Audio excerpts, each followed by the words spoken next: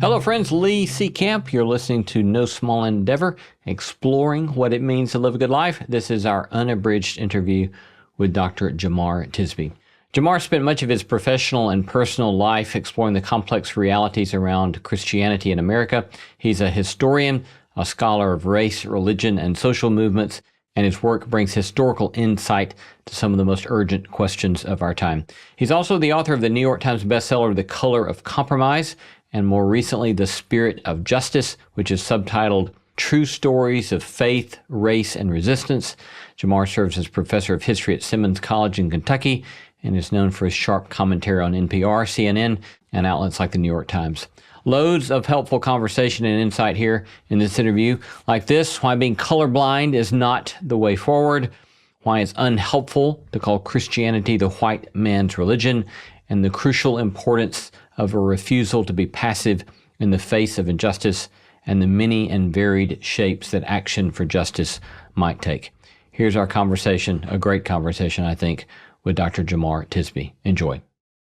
Dr. Jemar Tisby is a historian and a scholar of race, religion, and social movements, bringing historical insight to some of the most urgent questions of our time. He's the author of the New York Times bestseller, The Color of Compromise, and more recently, The Spirit of Justice, a book that uncovers the lives of everyday people who resisted racism with faith and courage.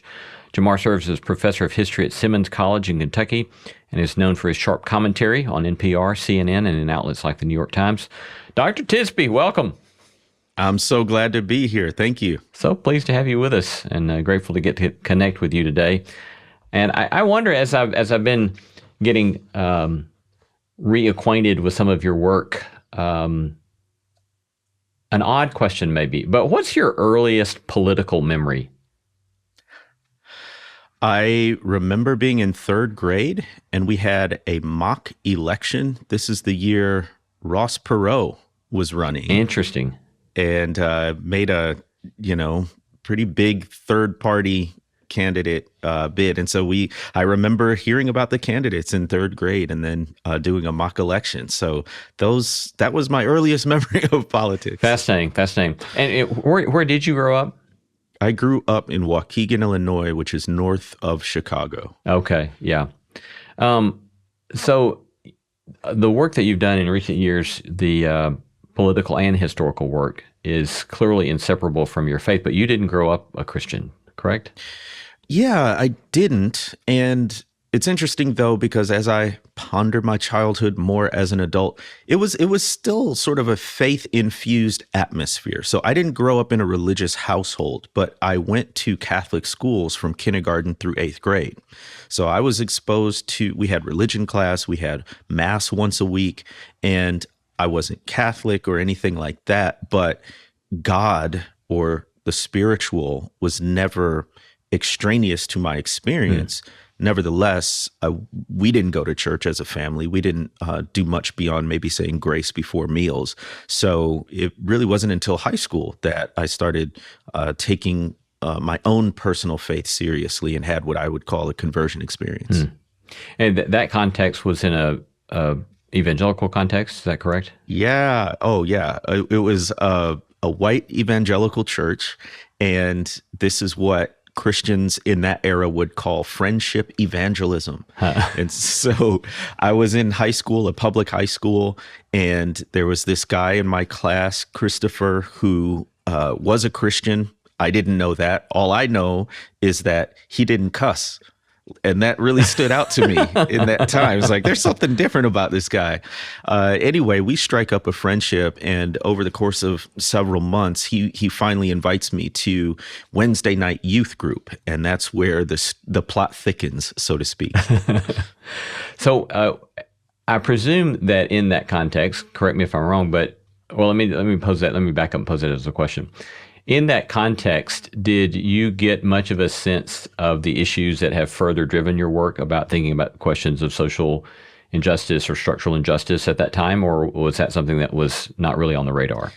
It was not on the radar. And what's interesting about it is, as my work centrally focuses on racial justice, and I look back at my early experiences with race and Christianity, in that context, it wasn't about what people said. It's about what they didn't say. And it's not about what they did, it's about what they didn't do. So nobody was over here calling me a racial slur, saying, you can't play with this because you're brown. It wasn't anything like that. It was more so that race just didn't exist. These realities that we live in and experience vastly different Americas because of skin color and the history. It's just like it didn't happen.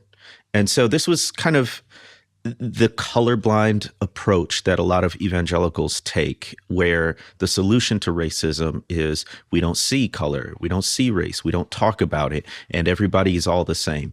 When really you can't erase those differences, and we shouldn't. We should acknowledge them and try to educate and act around them. Yeah. Let's unpack that a little bit, because I can imagine, at least, even though this has been a matter of conversation a great deal over the last number of years, I still find myself sometimes in context where white friends assume that a sort of colorblind approach is not being racist, right? That this is the way forward. And, they can kind of quote Dr. King and say, well, he talked about in his I Have a Dream speech about a sort of colorblindness and why all of a sudden have the rules changed, they might say. So unpack that a little bit more for us. I recently saw a comment online that was kind of funny, where it's a black person responding to a white person who had recently told them, I don't see color. And he made a very obvious point that yet I still hadn't thought about in these terms. He was like, the only reason you're saying you don't see color to me, a black person, is because you see color. And so just the very, I was like, okay, yeah, actually that makes sense. I get the sentiment, right? Like I want to honor the impulse in people that says racism has been a problem. I don't want it to be a barrier between us interpersonally or whatever it might be. But the solution to that is not to act as if race doesn't exist. While it is a social construct, it's not based in a biological reality, has nothing more to do with biology than the amount of melanin in your skin. It does have real impacts in the world. So, and it shapes my experience and my perspective and who I am. I don't know that in most contexts, blindness is a benefit. Rather, we should be clear-eyed about it. And so what I would rather is people acknowledge that race and racism exist and try to understand where I'm coming from because of my racialized experience in the United States. Yeah. Yeah, it's tricky, isn't it? It's because it's like, as you already noted there, the history of race is that it is a social construct. There's not a biological or empirical reality to race as such. And so at one level, we could kind of wish it away, right? Wish this very damaging construct and all of the horrors that it's caused. But again, to act as if simply it's not there calls us back to a sort of blindness to a power that's all around us. That's right. That we're not going to be able to engage unless we open our eyes and see, yeah, it's still here. Even if we wish it were not here, it's still here. And colorblindness is convenient, isn't it? Because then if race is not a thing anymore, I don't have to deal with any of the present day implications of it.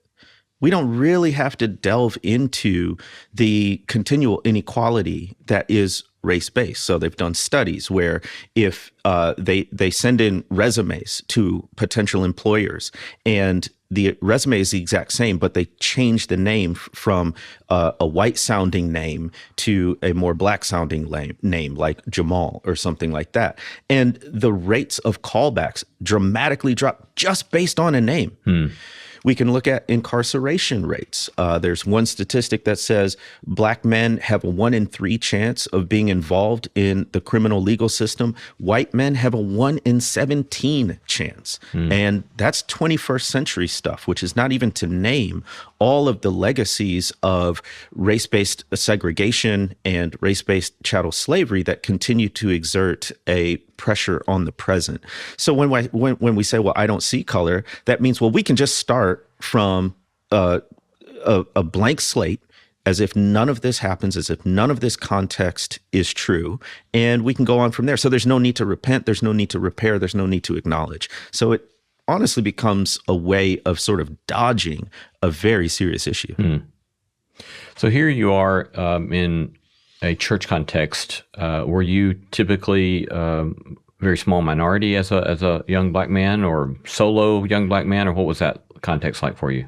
Right. In high school, I was part of a small minority. And the irony is this white evangelical youth group was probably much more diverse than most. We lived in an area with a large Latino population, and immigrant population of all kinds. And so there was some racial and ethnic variety. But when it came to Black Americans, I was often one, or you could certainly count on one hand the number of Black people. So, this is one of the things that I try to peel back the layers. When an organization or a church talks about its diversity, they often lump all of the diversity they can together. And so that would be disabled people, that would be LGBTQ population, that would be people of all races and ethnicities. And they put all that together and they say, we have 30% diversity or whatever it might be. And then you peel back the layer and look at the individual demographics. And then it's like, Black people, 2%, 3%. It's like, okay, you're kind of overstating the case here. But I learned Christianity initially in a context where I was part of a very small minority of Black people in those groups. At what point did you begin in your youth to become aware of dynamics of race, or dynamics of structures and systems related to race? Some of my earliest memories outside of my family were in that Catholic school that I was talking about. We would go to Mass once a week, and I noticed that all the kids would go up to receive the Eucharist except the Black kids. And at first I thought it was a racial thing. Turns out all the Black kids were Baptist, and so we didn't receive Catholic Eucharist. So it was a denominational thing, but it fell along color lines. And then as I got older, and my friends would hang out, and this was a racially and ethnically diverse group. We had folks who were of Mexican descent, Black, Filipino, white. I would notice, though, this is in the days when they had arcades, and you didn't just sit at home and play on your own set all day. So we would go to the arcade, and we'd be followed by the police officer who was assigned to the place, or we'd be followed in stores. I remember one particular incident in high school. It was me and my best friend who was Black, and one of our friends who was female and white. My best friend and I we had parked at a 7-Eleven. He and I were in the front seat, and she was in the back seat. A police officer, totally unrelated, pulls up next to us, was just going in the store for something else. But he eyes us walking into the store and notices this combination of people. Then on the way out, he stops, taps on the glass, has me roll down my window, doesn't speak to me. He leans back so he can speak to the young lady in the car, and he says, "Excuse me, ma'am, are you here against your will?" Wow. And we are high school friends. We go back years, and never in our minds would it have occurred to us that this would be an issue, because it's just friends hanging out. And yet, because of this combination of Black men and a young white lady, we were conspicuous to this law enforcement officer, and to the point where he implies that we are forcing her to be with us. So I was aware of race living as a Black man in America, but it wasn't till later that I started thinking about race in the context of religion. So you go on to be an undergrad at Notre Dame. Go Domers, yeah. Our shared love of different sojourns at Notre Dame. And then after that, you go and serve and teach for America in Mississippi? That's right. Well, in the Mississippi Delta on the Arkansas side. Okay. And so It was at Notre Dame. They have the Center for Social Concerns. I did a summer service project in the inner city of Chicago that sort of planted in me this idea that my education wasn't just for my own personal career advancement, that it should be in service somehow. And when I got closer to graduation, I had this liberal arts degree. I was an American studies major. I'm like, well, ain't nobody going to hire me for that. So I was like, what can I do?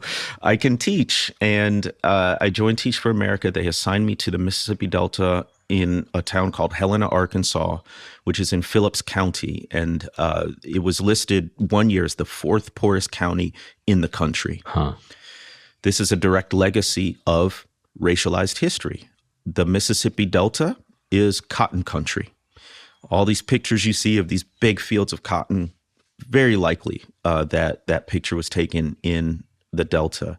And so this was a big plantation economy. At one point, there were parts of Mississippi that had more millionaires per capita than anywhere else in the country because of the plantation.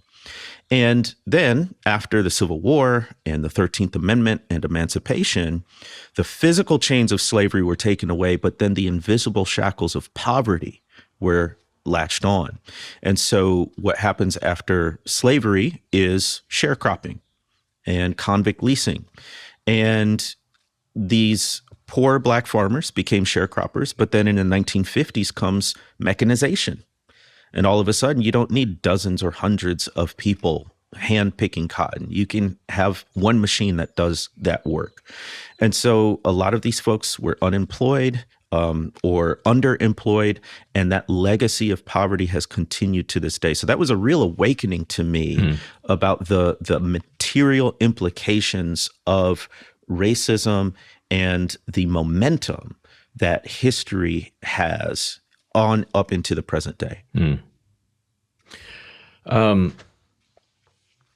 Then in 2014, another significant turning point, it seems to me, in your work with Mike Brown being killed by a police officer in Ferguson, Missouri.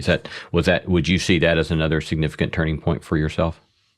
Absolutely. So it was in the Mississippi Delta that I started to think critically about, well, what does my religion have to say about issues of justice? How does it affect the poverty and the suffering that I'm seeing on a daily basis? Where my kids would walk in, I was a sixth grade teacher, and we had breakfast at the school, but oftentimes students would come in saying they had breakfast, and it turned out to be they had stopped at the gas station for hot Cheetos and Kool-Aid pickles. Oh, wow. Or this basically like Kool-Aid in a bottle, which had, 300% sugar, all that kind of thing. And it was more than just convenience. It was essentially their grocery store in a lot of ways, because it was, what some people would call a food desert. So all of this is happening. And at the same time, there's not one church on every block. There's two churches on every block. This is deep in the Bible Belt. And I'm like, well, what is all this faith doing? What is all this good religion doing for the actual suffering of people? So that's where I started to connect the dots. And then we have short memories, but 2008, Obama gets elected. That's a big deal. That's a big deal in the nation. And it also starts to reveal some of the racial rifts, because those rifts were always there. But I would say before that, there was this period, maybe from the early 90s to the mid 2000s, where, at least in evangelicalism, there was this big movement toward racial reconciliation. There was this big movement toward multiracial churches, right? And then you get these catalyzing events. First Black president, the murder of Trayvon Martin. Some would call my generation the Trayvon Martin generation, because that's one of the events that really opened our eyes to the ongoing effects of racism. And it's because of Trayvon Martin's murder that this phrase, Black Lives Matter, comes about. That came about in 2013 with the acquittal of George Zimmerman, but then it catches on nationally in 2014 with the killing of Mike Brown in Ferguson, Missouri. So that hashtag was already there, but it didn't go viral till August 2014. And that was a real moment of, in Christian circles, we have this term apocalypse or apocalyptic moments. And in the classic sense, apocalypse means a revealing, an unveiling. And so that was an apocalyptic moment in the sense that it revealed the continuing racial divide despite this veneer of racial reconciliation and unity. What kind of was there a new kind of fire then under you in 2014, or what was that like for you internally at that point? It was shocking, really, because we would say something straightforward like Black Lives Matter, and we would get the retort among our fellow co-religionists that all lives matter or blue lives matter, as if saying Black Lives Matter was some sort of attack or some sort of errant statement. And what struck me was, are y'all not seeing this? Like, do you not see the same thing that I see, which is that what happened with Mike Brown, and then for the next several years, a slew of other similar incidents involving anti-Black police brutality, that it's part of a pattern, that we had a Rodney King, that the Black Panther Party was formed. Originally, its title was the Black Panther Party for Self-Defense. Self-defense against who? Police who were coming into Black neighborhoods and brutalizing the population there. And so the big divide between white evangelicals and Black people, particularly Black Christians, is our views of systemic and institutional racism, which is to say, white people in general and white evangelicals in particular have much less belief in, as if it's a matter of faith, it's a matter of facts, but much less belief in the idea of systemic racism, that this is part of an ongoing pattern and not isolated incidents. And Black people, because of our experience and because of our history, we see the dots all throughout history connecting, and that this is part of a pattern, not just an issue of a few bad apples. Would you say that there are additional / larger, particularly American impulses that makes that possible that you just described? I mean, so for example, I'm wondering simply the degree to which we tend in the States to be so forgetful and historically illiterate. And that to connect dots, like you're talking about, it requires some work, right? It requires some intellectual work to say, oh, there was that, and then there was that, and then there was that, and then there was that, and then there was that. That takes some work. And it seems to be the kind of work that a lot of times we don't seem to be particularly willing to do.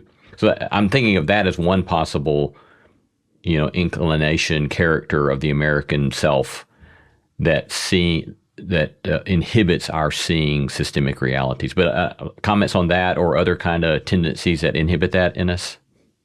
Ooh, as a historian, I'm fired up about our lack of historical knowledge here, and there are like certain mechanical factors, right? Like, so I was a teacher in the No Child Left Behind era, where standardized testing was the thing. It determined your funding, it determined your status, and you literally got a grade as a school. And so much of our teaching was limited by the fact that we had to make sure kids passed a standardized test, which meant I didn't have time to sort of dwell or tarry on a lot of the nuances of history. And there was a lot of history to teach. There's U.S. history, there's global history, there's all kinds of history, ancient history.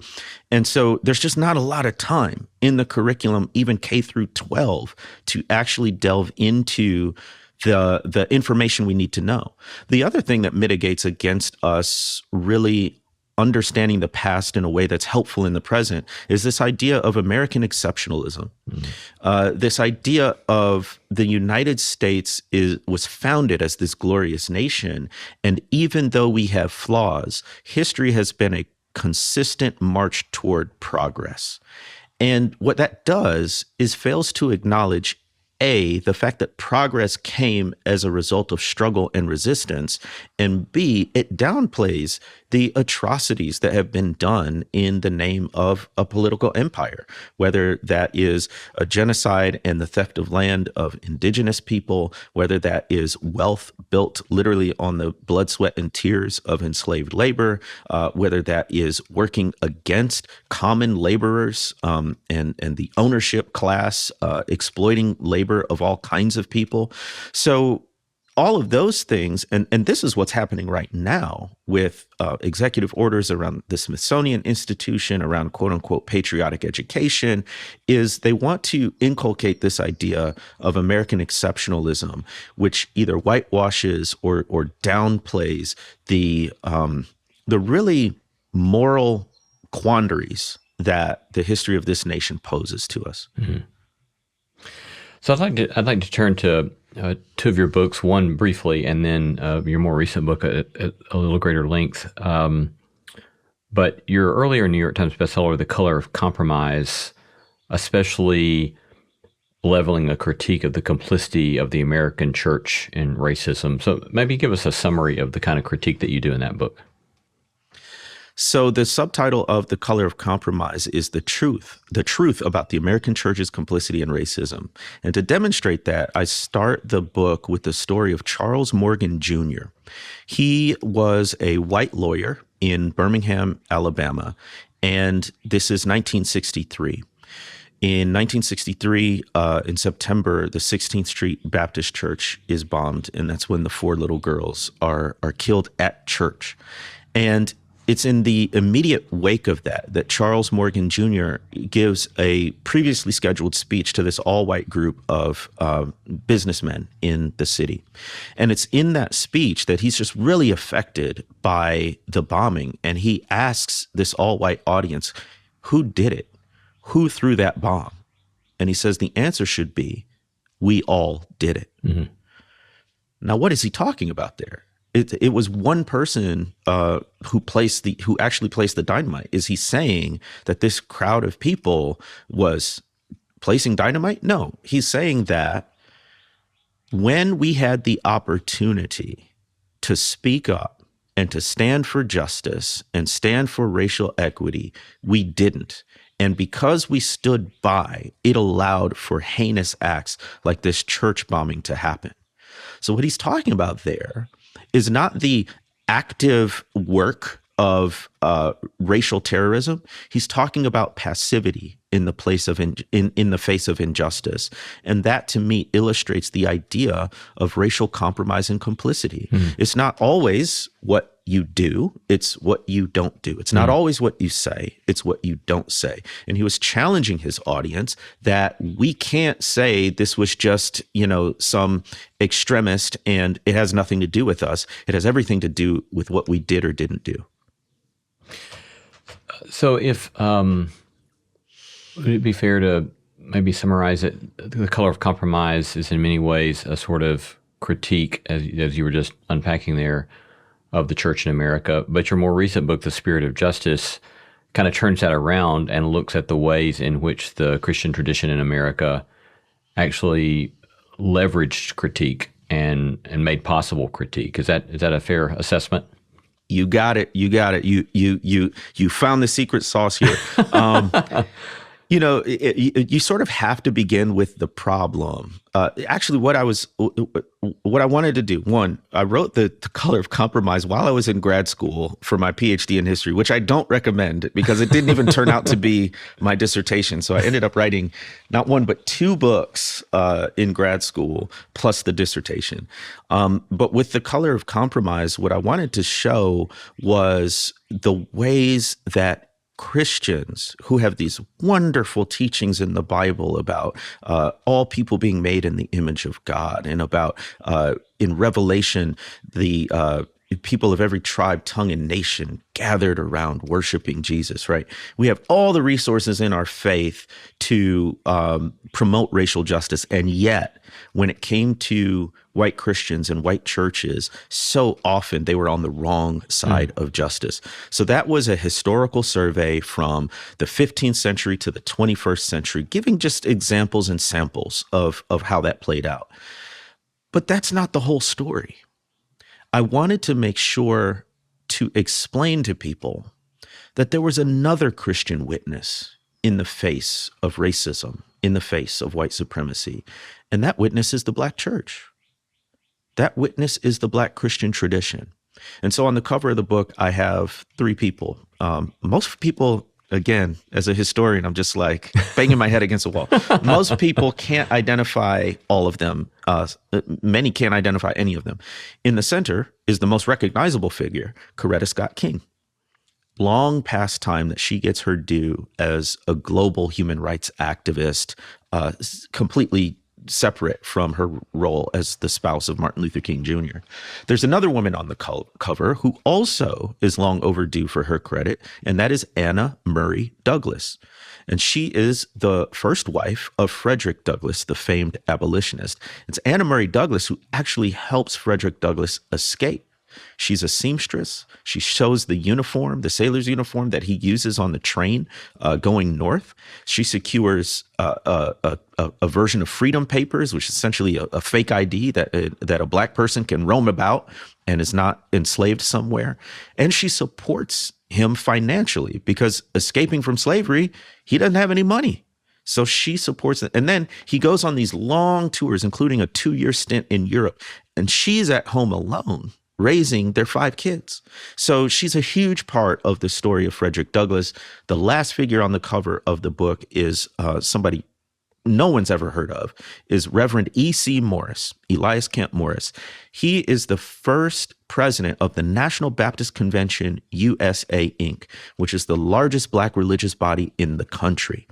And funny enough, the church he pastored was in Helena, Arkansas, the very town where I lived as a teacher during the Teach for America program. And so he, for 20 plus years, he's the leader of the largest Black religious organization in the country that persists to this day, and nobody's ever heard of him. So I wanted to tell these stories about not just people resisting racism, but people resisting racism because of their faith, and show the flip side of something like The Color of Compromise. Yeah, yeah. Your book begins with a moving story about Myrlie Evers. Could you share that with us? This was one of those moments where, as a historian, you get to witness history. So this was back in 2017 at the grand opening of the Mississippi Civil Rights Museum. And folks maybe forget, but this was shrouded in controversy, right? Because you're doing a museum about civil rights history in Mississippi. So was it going to give accurate history? There's a long history of people covering up the brutal realities of racism. And so there was a question about how accurate would this be?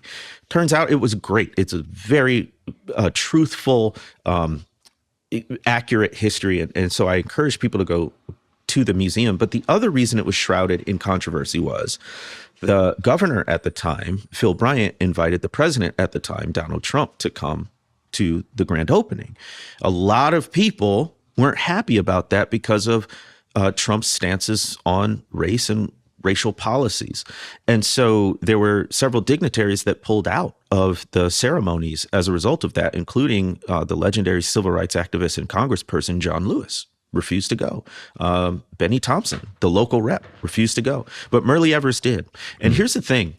Myrlie Evers took a private tour of the museum before the ceremonies began. And in the museum, there's this tiny little theater. I'm talking maybe, fits 8 to 10 people. And it's darkened. And the only light in there is from the glow of the screen and also this small spotlight. The small spotlight is shining on a rifle, the same rifle that killed her husband, Medgar Evers, in 1963.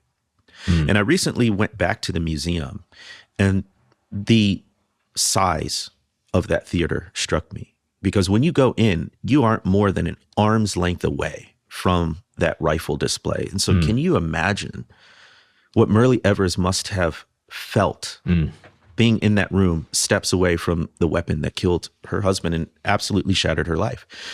But after all that, she gives this nationally televised speech, has this beautiful message of hope and unity. Then she gives this smaller press conference, and that's where I was when I recorded her saying the words, "But there's something about the spirit of justice a journalist had asked her, well, how does now in the 21st century, in terms of race relations, compare to the civil rights movement when you were active, when your husband was killed? And she said something very sobering. She says, I'm seeing things now that I hoped I'd never see again.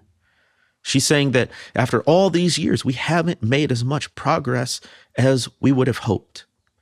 And yet in the context of that, she says, but there's something about the spirit of justice. And she says it's like a war horse that's been put out to pasture, but then it hears the bell, and she calls it the bell of freedom.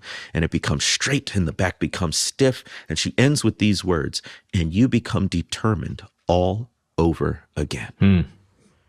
And I sat back and said, whoa. Myrlie Evers in 2017 was in her 80s. By the way, she's still alive today.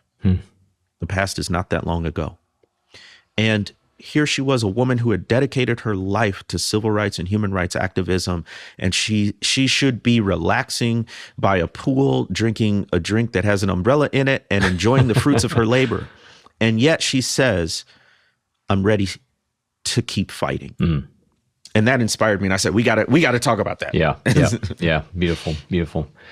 So let me put a little more point on something that I raised a moment ago and ask you to respond. So you've got The Color of Compromise doing this critique of American Christianity, and The Spirit of Justice that's doing a sort of celebration of Christianity, or one strand of Christianity in America.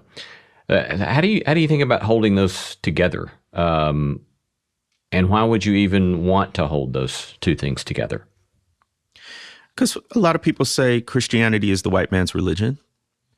And I'm like, well, what about the black church?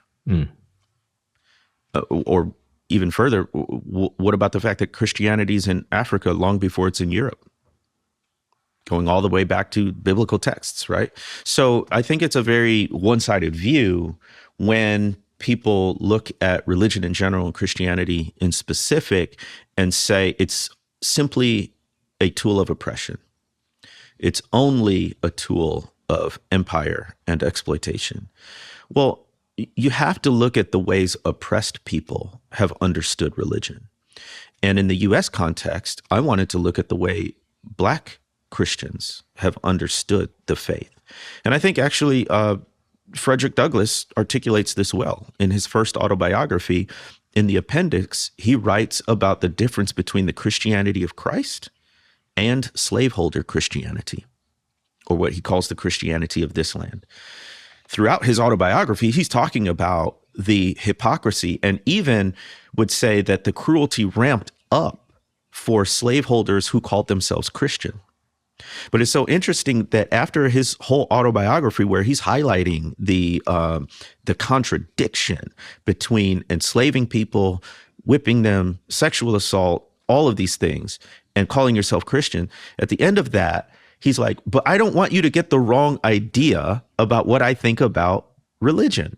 And so he pens this appendix where he says, look, when it comes to the Christianity of Christ, I love the pure, peaceable religion of Jesus, but I hate the women whipping, cradle plundering religion of the slaveholder. So that is illustrative because it makes the distinction between what Jesus is teaching and the center of the Christian faith versus what other people have done to corrupt and twist the faith. Yeah. One of the things that I found myself making notes in the margins repeatedly in The Spirit of Justice that really stood out to me is that I don't know how many stories you have, maybe 50 or so. That's right, 50 plus. 50 plus. And so as I was kind of working through so many of those stories of courageous pursuits of justice, it really was impressive to me the great number and varied shape of vocational pursuits that was represented by all this cast of characters, right? So, and that was encouraging to me at the level of saying there's this sort of invitation in your storytelling to say, you don't have to kind of pull up with whatever you're doing in life and go become an activist. It's pay attention to where you are, your own community, your own job, show up, bear witness to justice. And yes, activists, but also there are lawyers, there's writers, there are academics, there's actors, there's artists, there's teachers. And I find that very helpful. So maybe unpack that a little bit for us about how to look for our own space of doing the work of justice in wherever we might find ourselves. In the opening chapter, I make a loose distinction between resistance, advocacy, and activism. And I do that so that we do understand the breadth and the scope of the ways we can push back against injustice. So resistance is anything we do to encourage the flourishing of life in the midst of a context of oppression that would make that difficult. And this can be unconscious. This can be as simple as having a family. This can be writing poetry. This can be pursuing beauty and truth in a world that makes those things harder to achieve. So it's just keep on living, even in a context that makes your life difficult because of your race or some other factor, right? All of us do that in various ways sometimes. But then there's another level of advocacy, and this is more intentional. This is taking up a cause and deliberately shining a light on it, supporting it maybe through donations, volunteerism. Today we would call this hashtag activism, right? Raising awareness. And that takes a level of commitment and intentionality, and there might be a cost for you speaking up, right? And then there's another level, which I'm calling activism. And this is what we traditionally think of. These are people who are marching in the streets, boycotting, maybe getting arrested. They're the full-time organizers and things of that nature. But I set that up just so you know what's coming. So when I talk about Elizabeth Keckley, who in today's terms would be sort of like a dressmaker to the stars. She made dresses for Mary Todd Lincoln and the elite class in Washington, D.C. She's a Black woman. And it's during the Civil War that she uses her successful business and her connections to create a fund for recently freed Black people to help them, right? That's one form of advocacy and activism. But there's also H. Ford Douglass, no relation to Frederick Douglass, who was so light-skinned he could pass as white. And he did, but not in order to escape oppression and be considered white. He did it so that he could muster into the Union Army during the Civil War before they were enlisting Black soldiers. He had such solidarity with his people that he was going to pass as white so he could fight for Black emancipation. And that's a form of resistance as well. And one last story I'll tell, because everybody knows Harriet Tubman. We know her for the Underground Railroad. She went back and forth more than 10 times to free enslaved people. But she also helped the Union Army. She was a spy, she was an informant, and she helped lead the Combahee River Raid, which freed more people in one night than all of her trips on the Underground Railroad. And she has military honors to this day. Fascinating. I wonder what sort of emotional toll for you personally there is in doing the kind of work you do. As you're unearthing these stories in both of these books, and you're seeing the costs that people pay over and over again. What's that like for you internally yourself? How do you process that, and how do you maintain a kind of sense of your own sort of not getting overwhelmed and keeping on? Studying this history is intellectually and emotionally taxing. So to the extent that, as I mentioned, I wrote The Color of Compromise while I was in graduate school. I actually changed my dissertation topic because I didn't want to write another lengthy project about white Christian racism, which was my original project idea. So I changed it to focus more on Black Christian resistance to racism. So still in the same ballpark, but I chose to focus on the ways that people pushed back rather than the ways people compromised and were complicit. So that was one impact. On a relational level, I lost a lot of the community that I had learned the faith in. So after I became a teacher, I also was a principal of a middle school for several years. And then after that, I went to seminary in Jackson, Mississippi. I thought I was going to be a local church pastor. And so I became an intern at a local church, and I was on the track to be an ordained minister. And Black Lives Matter comes. The thing that made me a target was I'm speaking publicly about these things. A lot of people are speaking about them in their own personal circles, but I'm writing articles, I'm doing podcasts. So that sort of raises my status and makes you kind of a target. And getting lots of pushback online, whispers that even my classmates in seminary think that this is, a distraction from the gospel is what they would say. And there was this one incident even at my church where I had said something about politics, about Trump, I believe. And I was slated to preach at the church, which I had done several times already. And they told me, we're not going to have you preach. And the reason was not that this is the way they put it, not that they necessarily disagreed with what I was saying, but that it might be a distraction to some members of the congregation. And that was a wake-up call for me, that a lot of times what is driving people's actions around justice is not the sentiment of how do we prevent harm, how do we make sure we do what's right, but it's fear. It's fear about what people will say. And that to me is so devastating, and it weighs so heavy on me, because you look at the figures in the spirit of justice and they risked everything to speak up and do what was right. And to me, we have to honor that legacy. And when we refuse to do so,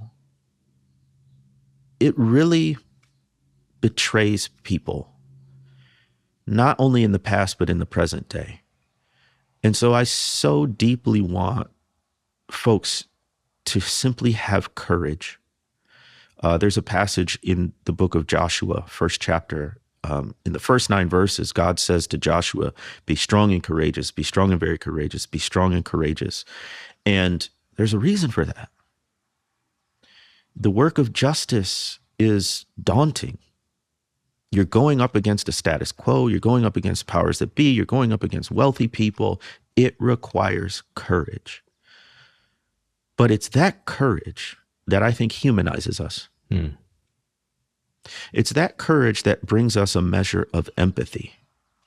You can't speak up for a cause of justice without caring about other people. And I think it gives us a sober-mindedness. I like that word, sober-minded, because it's a clear-eyed view of reality and a defiant hope in the midst of it. A refusal to say that what's bad now will always be bad and I can't do anything about it. It's the courage to say, because I believe hope is not so much a feeling, but action. And when we take steps that lead to human flourishing, we are in fact demonstrating hope. And that can only come about, I'm talking about all these virtues. I end the book Spirit of Justice with virtues. And one of those virtues is courage. Courage, I think, is an act of hope. Yeah. You mentioned those virtues. You do 4 there at the end. Could you give those to us very briefly? Yeah, now you're testing my memory. Faith, courage, imagination, and resilience. I like the imagination one, because we don't often think about imagination when we think about justice. Yeah. But the reality is you've got to envision a different reality than the one you're currently experiencing. We can think of MLK's invocation of the beloved community as an act of imagination, as Walter Brueggemann, a theologian, would put it, prophetic imagination, right? One of the critiques leveled against activists is, you're decrying what's wrong, but what do you want to see instead, right? What are you working toward? Can you articulate a clear vision of the change that you want to see and the outcomes that you want to see? I think that's a fair question. And it's a great one, because if we can use our imagination to describe a society with racial equity, with justice, guess what? That's enticing. That's inviting. That's appealing.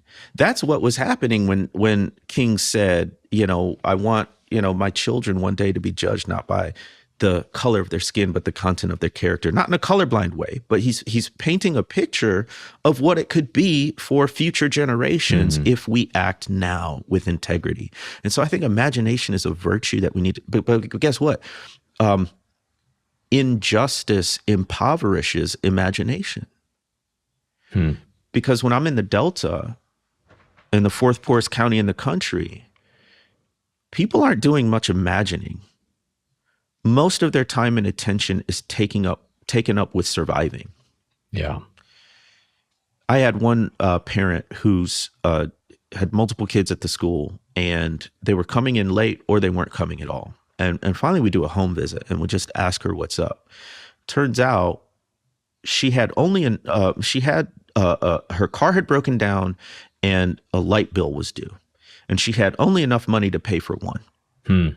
So she paid for the light bill, which meant that she had to borrow rides from other people to get her kids to school. And that's what was leading to the attendance issues. She doesn't have much time for imagination or even for activism. And so this is the way injustice affects those virtues and makes life so much more difficult for people who are in a marginalized position. Is there any one or more of those stories that you told that have kind of become friends to you in a metaphorical sense? I tell people a lot, I have certain friends of people that I've read through the years. They may or may not still be living. And I may or may not know the living ones face to face, but I think of them as my friends because their words will often percolate up in my mind and remind me of something that I need to be reminded of at the opportune times. Do you have certain friends like that in the research that you've done? One of my absolute historical heroes is Fannie Lou Hamer. Thankfully, more and more people are learning about her, but she's less well known than her life deserves. She was born in 1917 in Sunflower County, Mississippi, so the Delta. She was born as the 20th of 20 children. Wow. To a poor sharecropping family. And she grew up, she became a sharecropper herself. She only achieved a 6th grade formal education. She married a sharecropper. She would have lived and died in obscurity, as so many Black sharecroppers did, except for one fateful day in 1962. She went to a presentation at her church, and it was about voting rights. And when they asked for volunteers to go attempt to register to vote, she said, "I raised my hand as high as it could go." And she went to the courthouse shortly later with a small group of people. They were turned away at gunpoint, but that only increased her resolve. This is a person who had everything, every strike against her, humanly speaking. She was poor, she was Black, and she was a woman. And yet, in the face of all of these intersecting identities that made life harder for her, she demonstrated phenomenal courage. She was just plain talking, straight talking. She said, ain't no such thing as you hate people and hope to see God's face. She famously said, no one's free until everyone's free. And she's also famous for, in 1964, being part of the Mississippi Freedom Democratic Party, which was a biracial coalition that staged a protest against the all-white Mississippi delegation. So they go to the 1964 Democratic National Convention. She gives a testimony on the floor that's so powerful, Lyndon B. Johnson, president at the time, cuts off her speech and gives this bogus announcement about like the 9-month anniversary of something or other, which is totally made up, right? But she's speaking in her, Southern dialect and everything, and people understand the authenticity and the credibility that she's bringing. And because she's in the Delta, because her faith was such a huge part of it, of her activism, and because of her courage, she's one of my historical heroes and one of my historical friends. Yeah, beautiful, beautiful. So recently you've been doing some new work with a video series, a lot of work calling the church to resist anti-democratic forces currently at play. So tell us a little bit about that. Absolutely. As a historian, there are some positive moments when you live through history, like when Murray Evers said, there's something about the spirit of justice.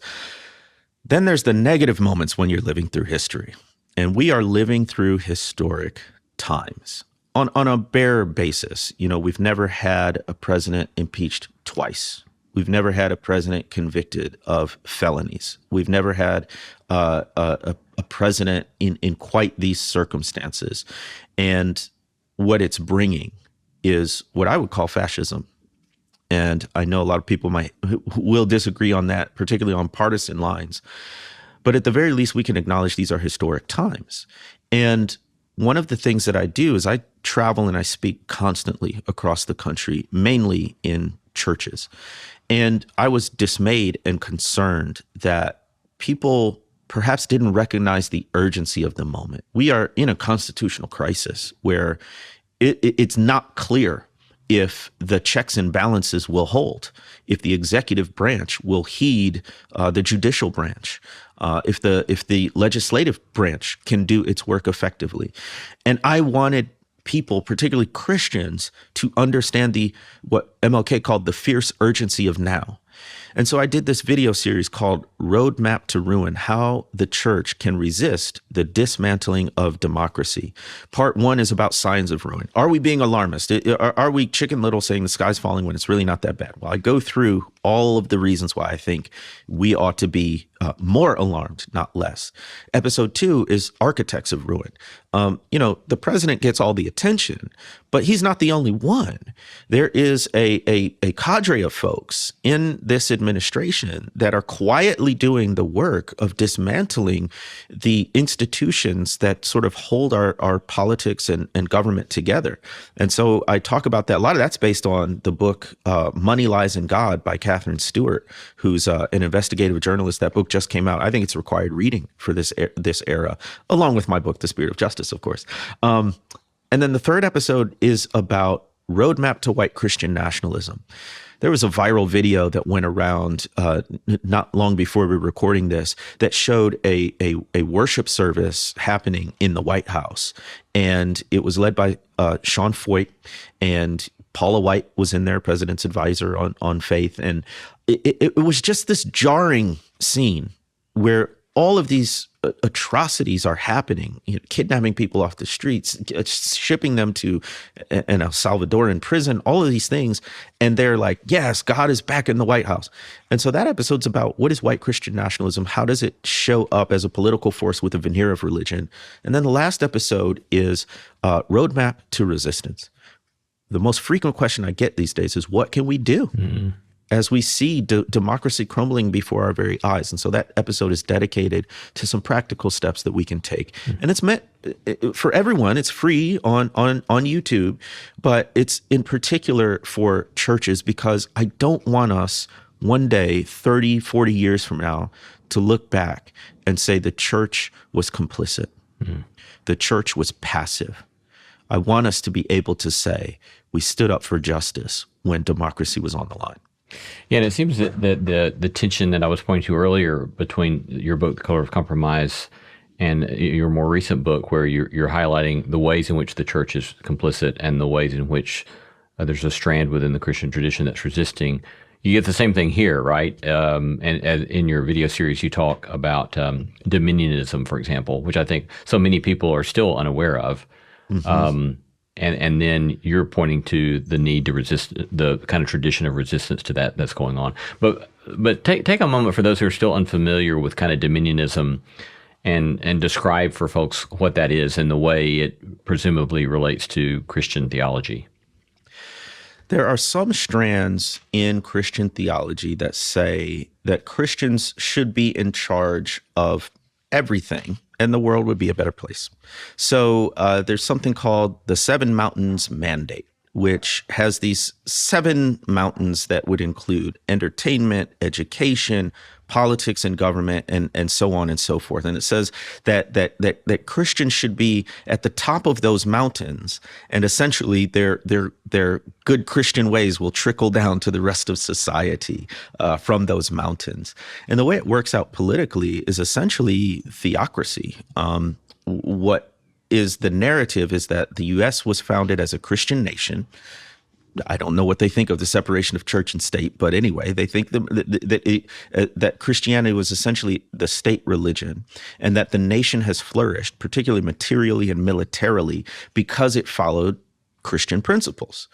And then the narrative goes on to say that the reason why the U.S. is supposedly on the decline is because we've strayed away from those Christian principles, and we need to bring it back to practicing this narrow, rigid, fundamentalist form of Christianity. So we need to install leaders that will promote that. And in the most sort of mind-boggling of ways, Donald Trump is their person for bringing Christianity to the national stage and into the White House. This person who, in so many ways, goes against what white evangelicals themselves taught about morality and about godly living. And yet, this is the person who they say represents their values. So what I try to say, with dominionism, is to take dominion.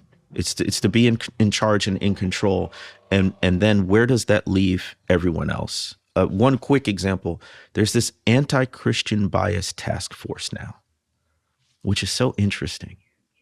Anti-Christian bias assumes there's some sort of specific targeted persecution of Christians, which defies all factual reality, because Christians are still the majority religion in the United States. There would even be some privileges socially to being considered Christian as opposed to Hindu or atheist or Muslim.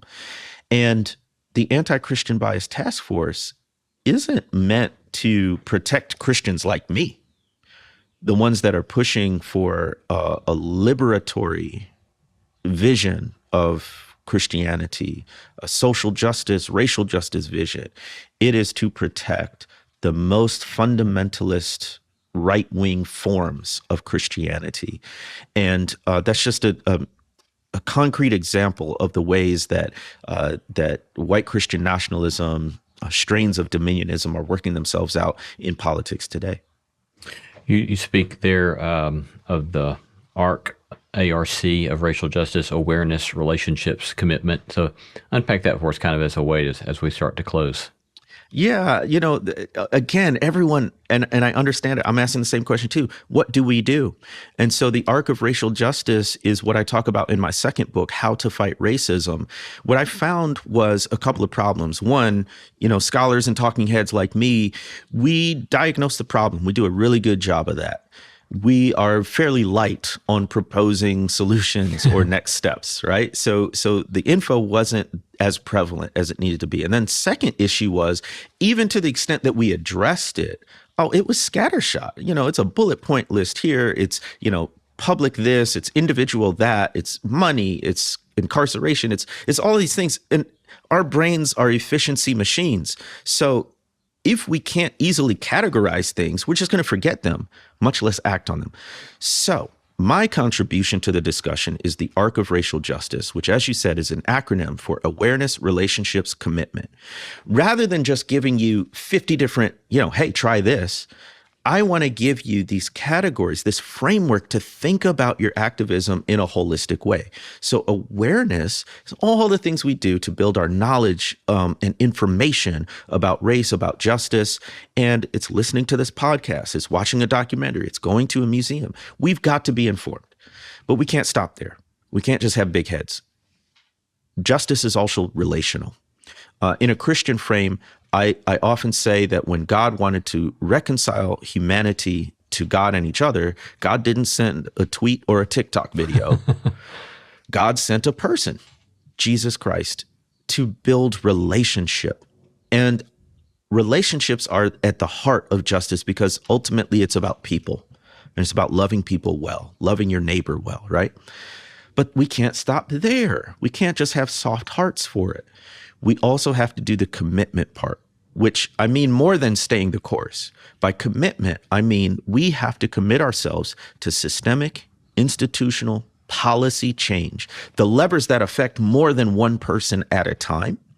It goes to the ways we've set up society in ways that advantage certain people and disadvantage others. And within those, awareness, relationship, commitment, we can list different actions. So it's a framework to help our brains hold on to the multifaceted work of doing justice in the world.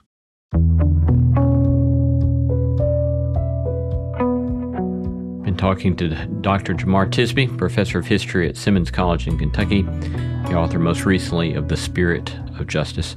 Jemar, thanks so much, both for your generosity with your time today, but much more for your work in the world. We're grateful for you and grateful for the time with you today. Lee, I appreciate your thoughtful and generative questions. Thanks for having me.